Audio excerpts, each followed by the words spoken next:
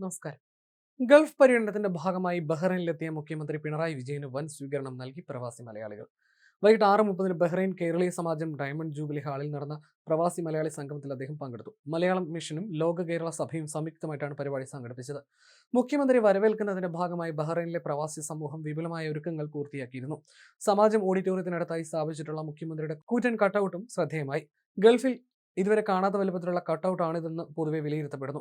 8 വർഷങ്ങൾക്ക് ശേഷമാണ് ഒരു കേരള മുഖ്യമന്ത്രി ബഹ്റൈൻ സന്ദർശിക്കുന്നത്. ബഹ്റൈൻ സന്ദർശനത്തിന് ശേഷം മുഖ്യമന്ത്രി നാളെ കേരളത്തിലേക്ക് മടങ്ങും. തുടർന്ന് ഒമാൻ, ഖത്തർ, UAE എന്നിവിടങ്ങളിലും അദ്ദേഹം വിവിധ പരിപാടികളിൽ പങ്കെടുക്കും. പ്രവാസികളുമായി സംവദിക്കുന്നതിനും നോർക്ക, ലോക കേരള സഭ പോലുള്ള പ്രവാസി ക്ഷേമ വിഷയങ്ങൾ ചർച്ച ചെയ്യുന്നതിനും സന്ദർശനം പ്രയോജനകരമാകുമെന്നാണ് പ്രവാസി സംഘടനകൾ പ്രതീക്ഷിക്കുന്നത്. ബഹ്റൈനിലെ പ്രതിപക്ഷ സംഘടനകൾ മുഖ്യമന്ത്രിയുടെ സന്ദർശനം ബഹിഷ്കരിക്കുമെന്ന് നേരത്തെ തന്നെ അറിയിച്ചിരുന്നു. ബഹ്റൈനിലെ സന്ദർശനം കഴിഞ്ഞാൽ 24-നും 25-നും ഒമാനിലും സലാലയിലും മുഖ്യമന്ത്രി എത്തും. 30-ന് ഖത്തറിലെത്തും. കുവൈത്തിൽ അടുത്ത മാസം 7-നും UAE-യിൽ 9-നും എത്തും. ഒമാനിൽ 26 വർഷങ്ങൾക്ക് ശേഷമാണ് കേരള മുഖ്യമന്ത്രി എത്തുന്നത്.